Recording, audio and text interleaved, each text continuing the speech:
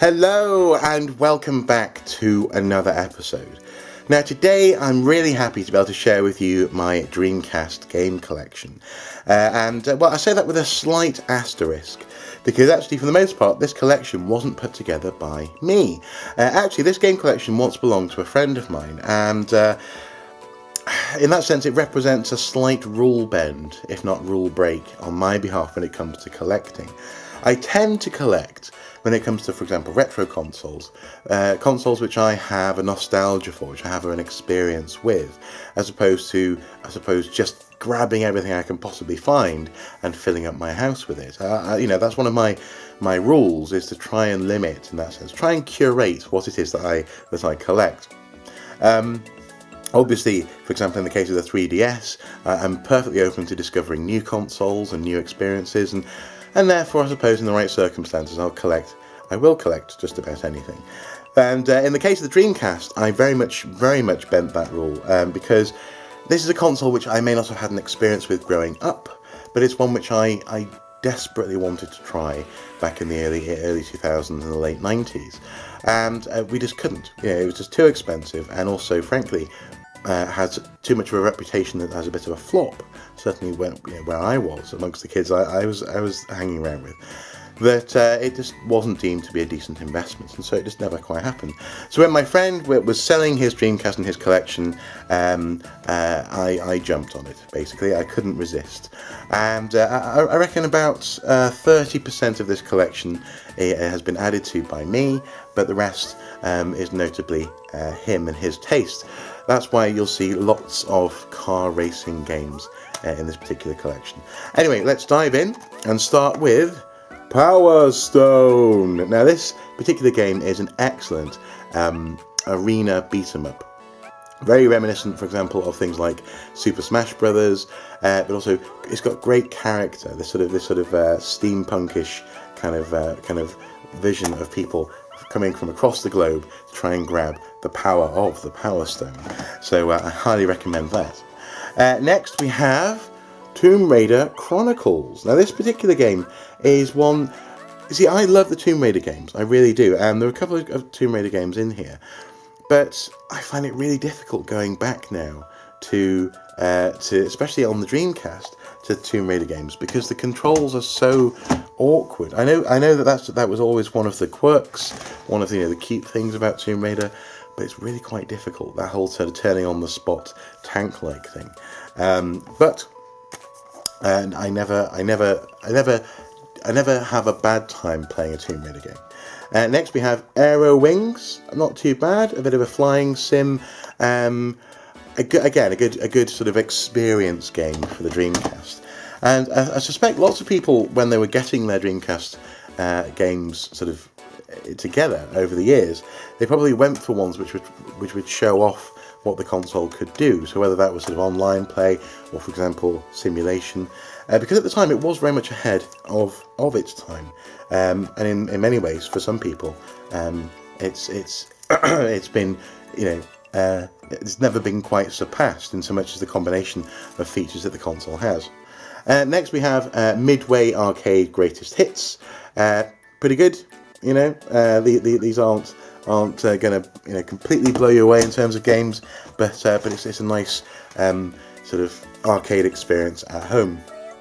Next we have Jimmy White's Jimmy White's Cue Ball 2. This is a snooker simulator, and also actually has elements of darts and checkers, so you can play some pub games as well.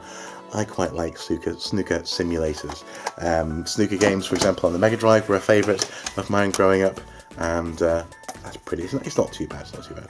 So we have a racing simulator here. This is a racing simulation Monaco Grand Prix. Again, not too bad, pretty good. It's one of those things where, especially on the Dreamcast, I find it kind of hard to differentiate between the driving games. They all sort of have this slightly wishy-washy feel to them. I don't know if that's just me, but that's certainly been my experience. We have a classic here, a rhythm-based game, Space Channel 5. Wonderful gameplay, and another game which shows, I suppose, the desire, at least on the part of Dreamcast, those in charge at Dreamcast, but also the developers, to try and find new ways to play games, and also to take advantage of the console's capabilities. Next we have Star Wars Episode 1, Jedi Power Battles. Pretty good. It's nowhere near as good as, for example, Jedi Knight, Jedi Academy, for example, on the GameCube, in terms of lightsaber sim or lightsaber action. But it's okay. And again, for the time, lots of fun. Okay, next we have Buggy Heat, or Buggy Meat. I think it's Buggy Heat. There you go. It's again another racing game. This time on sand. Again, slightly suffers from that wishy-washy controls problem. Next we have actually a really good game, and that is Wild Metal from Rockstar. This game is it's a mech slash sort of hover landscape-based, vaguely tactical shooter. Sometimes has problems loading properly on my Dreamcast. Sometimes you'll just get the vehicles and not the landscape, but pretty good fun actually. Next we have one of my favourites on the console, and that is Blue Stinger. Now, Blue Stinger threatened to be a bit of a Resident Evil killer app, as it were, or rather say Resident Evil killer app. It's not. It didn't go on to be to be better than, for example, Code Veronica X. But it is a very good game with some quirky elements, such as the Christmas level. Look out for that. Next we have NBA Hoops with a Z. Hoops. More than 500 high-flying animations, sharp graphics, player models, and animated crowds. Secret hidden courts like Beachside and Street Court. I quite like basketball games. I loved them on the Mega Drive, and I'm more than happy to play them on the Dreamcast. Next we have something which actually I have seen on the N64, and I did briefly play it, but now we have it on the Dreamcast, and that is Shadow Man. It's an old one. It's sort of down in the bayou kind of thing. It's this I mean, the commentary that the character gives as you're doing your missions, riding along, also is an interesting thing as well. Okay, next we have another racing game, and that is Metropolis Street Racer. This one I haven't tried, I'm sorry to say, but again, that was my friend's particular obsession with car racing games. Next we have Sonic Team presents Chu Chu Rocket. A fairly solid puzzle game. I actually had 2 copies of this. I gave one of the copies to someone, but it's an interesting one because it comes with, essentially, it was encouraging people to take advantage of elements of online and this kind of thing with the Dreamcast, and really sort of highlights that bittersweet thing of lots of people having such bad experiences in terms of the servers crashing and this kind of thing. Next we have excuse me, Super Runabout. This is again quite a good game.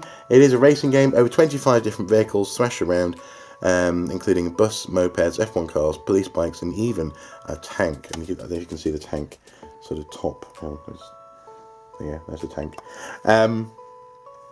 Again, pretty solid, but once again another racing game. Now, here is a couple of games which I have only discovered because of this console, and I love them. I really love them. Bearing in mind that I grew up loving, me and my brother actually being obsessed with the Micro Machines racing games. I really like, first of all, Toy Commander, and then also Toy Racer. They're somewhat reminiscent of the Micro Machines kind of style games, but they add, in my opinion, another bit to it, another element to it, in so much as they allow you to be a bit more childlike in your gameplay. So, for example, in particular, I think on the Toy Racer, the fact that you can, for example, race up walls, you can essentially, as a child would, go up and around on, with your hand, just sort of driving it anywhere, on the ceiling. That's kind of how this game is, or these games are, how it approaches, even, for example, its approach to combat and battle in Toy Commander. So this pair of games I very much appreciate, I really do, and I would love to see more of that type of thing. I know there have been in recent years, for example, on the Xbox Live Arcade, games which have been, for example, war games where you use toys and this kind of thing, and I like those. I like those a lot. Next we have Buzz Lightyear of Star Command. This is very much a game of its time. The controls today feel a little bit clunky, a little bit strange, but it is very playable, quite a lot of fun. Next we have this, Dragon's Blood. Now this one I'm really trying to get into. It looks like a type of game which I should absolutely love. It says here, don't lose your head. Hack and slash your way through 15 gargantuan levels of medieval blood-soaked mayhem. Using your warrior instincts, explore fantasy environments whilst engaging yourself against 30 of the fiercest enemies. You'll need to stay sharp by utilising a blend of spell casting and heavy-handed, gory combat. Watch out though, you could lose your head. It's a game which I've started. I've played the first sort of a couple of areas, but I sort of stopped for some reason. I'm going to have to try that again. I mean, that's definitely up my alley. Okay, next we have Jet Set Radio. Nice, another Dreamcast classic, taking advantage of the graphical capabilities of the machine. We have next, with a little new label on it, apparently, Bust a Move, which is quite a good fun puzzle game. I quite like it. Not until you've faced Bust a Move 4 with intense multiplayer competition, all new graphics and creator level mode, you've never busted bubbles like these. Oh, there you go. Think you've busted the best? ? Not until you face. There you go. Silly me. It's a bubble-based puzzle shooter. It's fun. Not puzzle shooter, puzzle popper, bubble popper, puzzle game. Okay. Moving on. We have NBA 2K. Another basketball game, and I love basketball games. So this actually is I like this one. I like this more than the NBA hoops from just before. Here we have The Spirit of Speed, 1937, from LJN Games, and it's okay, but it's also a bit broken. This game feels somewhat as though it wasn't quite finished. But again, that's my friend's obsession with cars. Next we have Trickstyle. This game is a superb board game. By board game I mean, like a skateboard, a hoverboard game. A ton of fun, good gameplay. Again, taking advantage of the very fluid feel of the graphical quality of the Dreamcast. Next we have Tomb Raider: The Last Revelation. Again, another Tomb Raider game on the system, and another difficult experience for me. I love them. I love the Tomb Raider games, but sometimes they're just hard to go back to. They really are. Sega Bass Fishing. This is a fantastic game. This is actually one which as soon as I knew that my friend was sending me the Dreamcast, I actually purchased that game and also this peripheral for it, which is the bass fishing fishing rod. My wife loves this as well. It's absolutely excellent. Okay, so next we have a classic on the system, and that is Crazy Taxi. I first played this on the GameCube, and I'm so pleased to be able to play it on the Dreamcast. Oddly enough though, this one sometimes has trouble loading, and instead I have to play Crazy Taxi 2, which is also pretty good, but not as good as the original, I have to say. I prefer the original. Well, this one is based, I believe, in New York. Yeah, in the streets of New York, it says. So, they're both good, you know. Less Green Day in the second one, I think. Okay. Two more racing games here. We have Sega GT, fairly solid racing game. Again, not completely massively obsessed with it, but we also have F1 World Grand Prix, which a version of which on the N64 I absolutely adored. I haven't yet tried this version. I'm going to have to give it a go, but it's good to have it, definitely. Next we have Virtua Striker 2. You've always got to have a good solid football game on a console, because sometimes people just want to play football. And we have Sonic Adventure, one of the best 3D Sonic game outings ever, really. If you're going to do Sonic in the three dimensions and have this sort of weird combination of quasi-real world for Sonic, then really this is the way to do it. So I'm really pleased to have that. Okay, so next we have another car racing game, Sega Rally Championship. Now this one actually is something which I played quite frequently when I was a teenager in the arcades in Rel. So actually it's really nice to have this at home. And that's kind of the whole point. This is one of the reasons why the Dreamcast was such an alluring console for me, was it promised the arcade at home. You could actually get the arcade experience at home. Okay, only a few more games to go. Next we have Urban Chaos. This is an interesting game. I have played at least part of it. I kind of got stuck though. I'm going to have to go back and give it another go. It's interesting. Urban Chaos throws you into the heart of a modern urban jungle at the turn of the millennium. To succeed, you'll need a lethal combination of stealth, physical agility and martial arts skills as you interact with the city around you. It's a good game, but it's one which I need to try and get properly to grips with. Next we have Roadsters, another car game, one which I haven't tried yet, I'm ashamed to say. So there's a couple of those which I need to actually put in my machine and give a go.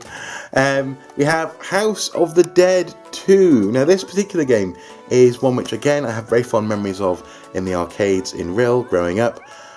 Sadly though, the light gun which I bought with this, which is just over in the cupboard there, doesn't work on a modern TV. You need to have an old school TV. It's to do with how the image is flashing up on the screen at a very fast rate. You don't actually see the flashing, but it is that's how the gun works. So it doesn't work on a HD TV, which is such a shame. You can use the controller to shoot the zombies in this, and it's okay, but it's just not as visceral. You want the proper light gun experience. And finally, last but most definitely, certainly not least, we have Shenmue.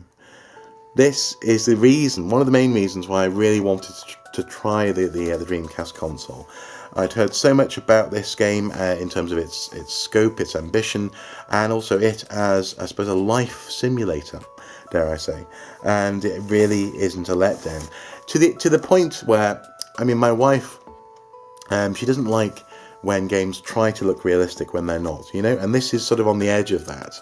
Some of the textures in this aren't the best by modern standards, but it's the boring, mundane nature of life portrayed in Shenmue, and that sounds like a really weird compliment, which really drew her in. Actually, it's the fact that you can pick up a tangerine, for example, and go, "What is this?" Or you can, for example, go and help someone find their cat. I haven't yet completed the Shenmue on the Dreamcast, but I really hope to in the near future. It's everything that I hoped it would be. Anyway, guys, there we go. That's my Dreamcast game collection. Small, but I think fairly good little collection. It sort of has a range of games and also a range of visual and gameplay elements that the Dreamcast really brought into people's homes at the turn of the millennium. As ever, until next time, whatever you get up to, do take care. Bye bye.